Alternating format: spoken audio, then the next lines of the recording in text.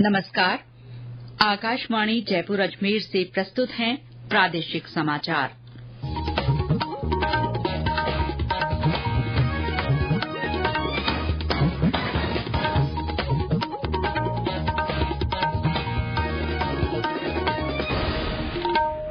मुख्य समाचार। प्रधानमंत्री नरेंद्र मोदी ने अंतरिक्ष क्षेत्र की लगभग 1800 करोड़ रुपए की 3 महत्वपूर्ण बुनियादी ढांचा परियोजनाओं का उद्घाटन किया। प्रधानमंत्री ने देशवासियों से मेरा पहला वोट देश के लिए अभियान में भाग लेने का आह्वान किया। वन मंत्री संजय शर्मा ने कहा, मुकुंदरा टाइगर रिजर्व में जल्द ही बाघ लाया जाएगा। और प्रदेश में मौसम में आए बदलाव के बाद रात के तापमान में ज्यादातर स्थानों पर बढ़ोतरी।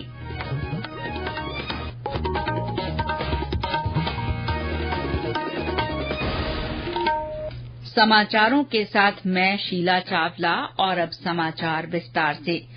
प्रधानमंत्री नरेंद्र मोदी ने आज केरल के तिरुवनंतपुरम में अंतरिक्ष क्षेत्र की लगभग 1800 करोड़ रुपए की 3 महत्वपूर्ण बुनियादी ढांचा परियोजनाओं का उद्घाटन किया।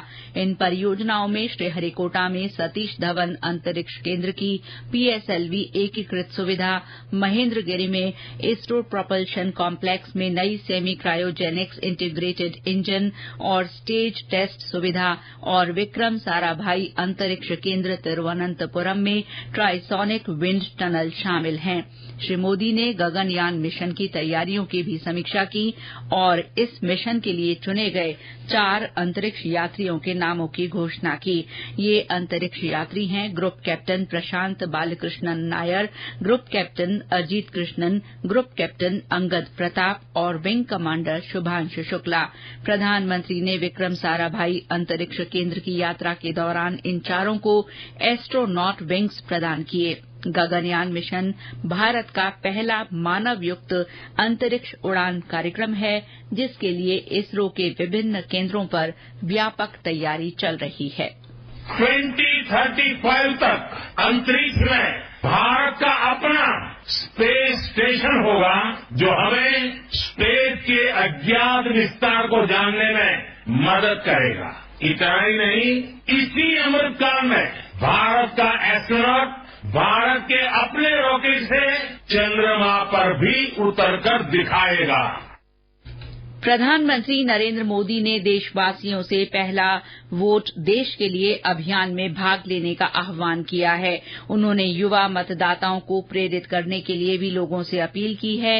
इस बारे में उन्होंने लोगों से सोशल मीडिया एक्स पर अभियान को अपने अंदाज में आगे बढ़ाने को कहा है।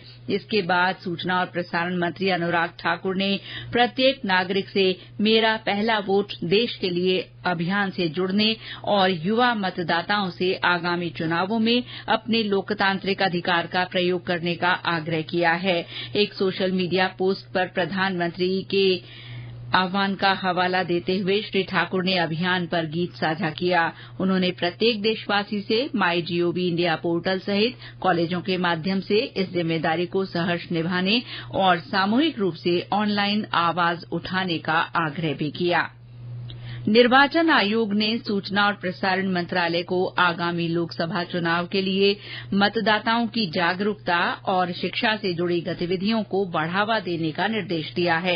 निर्वाचन आयोग ने मंत्रालय से कहा है कि वो देश भर में फिल्मों को दिखाने से पहले और प्रत्येक फिल्म के अंतराल के दौरान सभी सिनेमा मालिकों को निर्देश दे कि मतदाता जागरूकता फिल्म मेरा मत मेरा कर्तव्य दिखाई जाए। आयोग ने मतदाता जागरूकता कार्यक्रम को दिखाने के लिए नोडल अधिकारी भी नियुक्त करने को कहा है। वित्त मंत्री निर्मला सीतारमण ने कहा है कि मोदी सरकार के तीसरे कार्यकाल के दौरान भारत विश्व में तीसरी सबसे बड़ी अर्थव्यवस्था बनने के लिए वचनबद्ध है। उन्होंने कहा कि इस सरकार के 10 वर्ष के कार्यकाल के दौरान भारतीय अर्थव्यवस्था 5वें स्थान तक पहुंच गई है।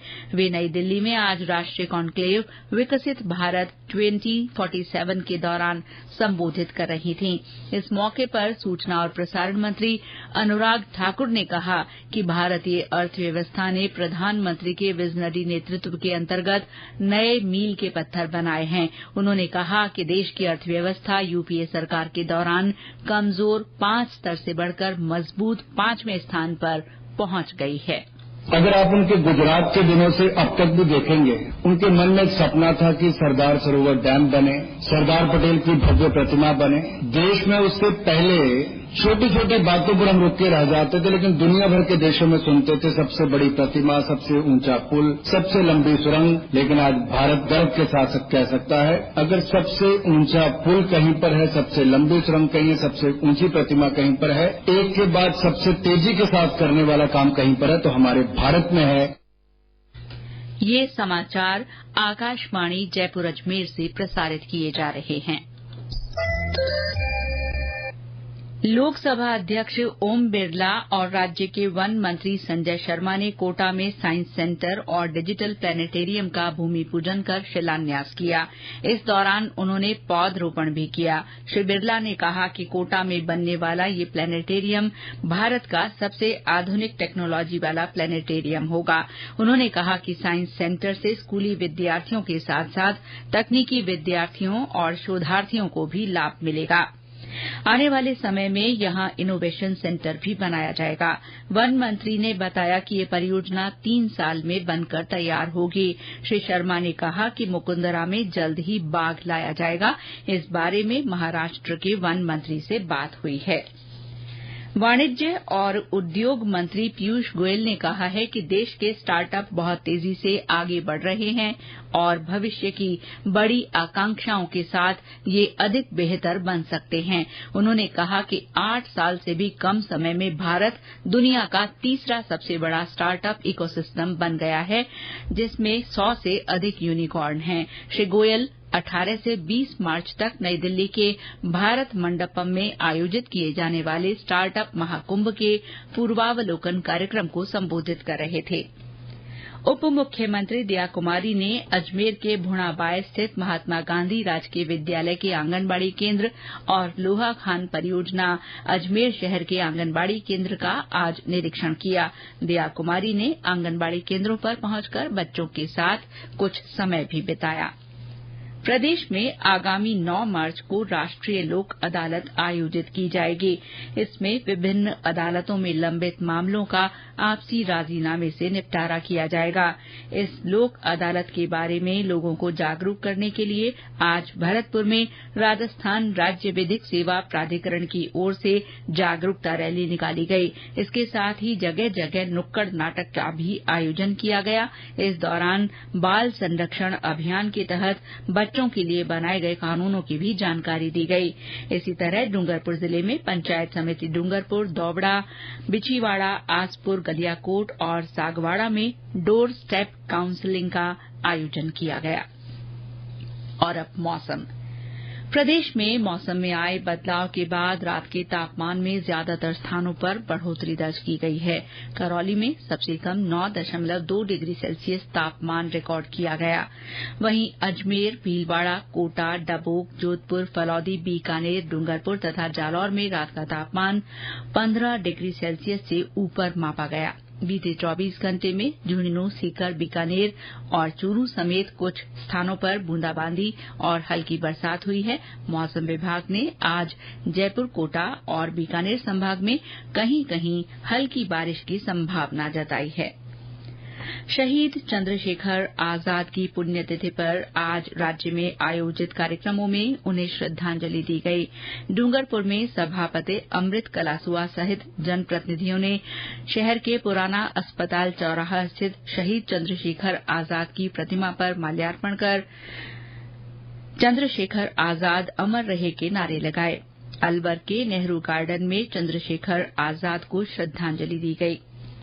जोधपुर के भोपालगढ़ के कुड़ी गांव के जवान चरण सिंह सारण को आज अंतिम विदाई दी गई।